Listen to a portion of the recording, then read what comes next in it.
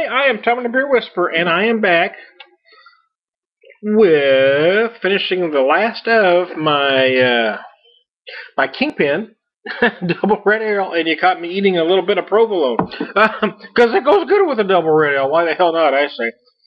Uh, I am a fan of the American Hoppy Red, which is what I talked about last video. In kind of the evolution, how most Americans' first experience with the red ale was Killian's, and it's kind of taken an evolution to the big hoppy red. They're basically a red IPA.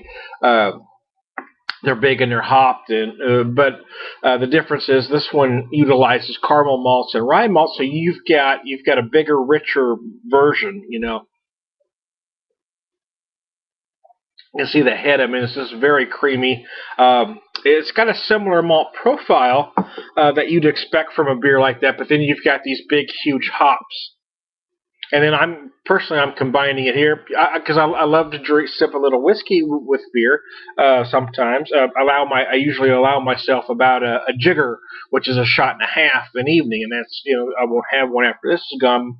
And I'll probably sip it over the period of about an hour, actually. I just like to have a little bit because the flavors gel well together. You've got the big malts and the hoppiness of that beer, plus you've got the big smokiness and sweetness of this bourbon, which happens to be the Jim Beam 8-year-old double age.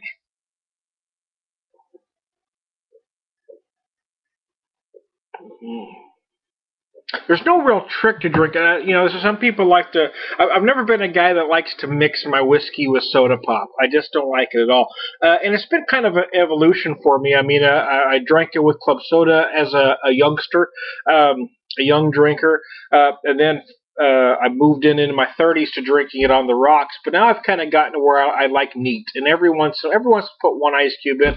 Every once in a while, I'll drink it straight up, which basically means you chill it and pour it into, in many cases, a martini type glass, but you can put it in any glass you want. But chill on. But I would say 90% of the time I drink it like this, which is neat, which means just the whiskey, nothing else.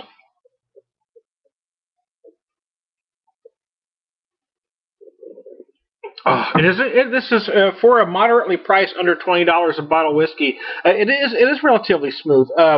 Bourbon has a lot of big flavor, big characteristics. And this one does. Actually, this one has. It wasn't as smoky as I anticipated, but there is some smokiness involved.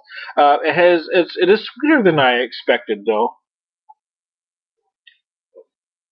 Those are characteristics that you get from bourbon. You get smokiness, you get sweetness. A lot of folks like the more prestigious Scotch.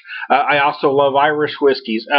But for me, I love bourbon because I feel it has the most character. Bourbon has an extreme amount of character, and it's got big flavors. So for flavor alone, for me, it's a good bourbon.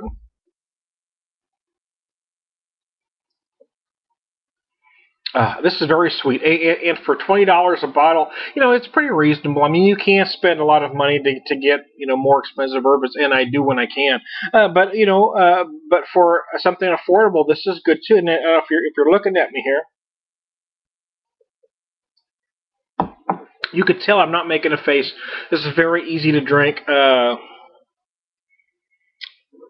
It just is. It's very easy to drink. There's kind of a trick. A lot of people, when they sip something, will do something like this. They'll put it right on the tip of their lips and let their tip of their tongue hit it. When you do that with anything, you're not tasting it accurately. It's going to taste bitter to you. So what you do is you take, I don't know, a small but a decent amount, maybe I would say, about about a quarter teaspoon maybe.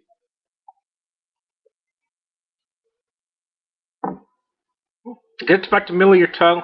Hold it for just a split second, not a whole second, but just a tiny bit, and then swallow. And that will allow you to absorb all the sugars of that whiskey. As you could taste all the sweetness, the smokiness, and you'll get caramel, you'll get all kinds of things. So it's just great, and I like it with a beer like this because again I've got the caramel malts, I've got the rye malts, everything just works perfectly together. So, oh, It just balances that whiskey out beautifully. It is just the way that the beer whisperer likes to drink. I just do. Hey there. Hey, I'm Tony Beer Whisperer. I'm going to get out of here. I'm going to be back in a little bit, though, with the Sierra Nevada Beer Camp Imperial Red, though. I'm doing reds tonight, and then later on, I'll do the Forehand Centennial Reprise Red. So here you go. Oh, the Kingpin. It's beautiful beer, man. Try it if you can.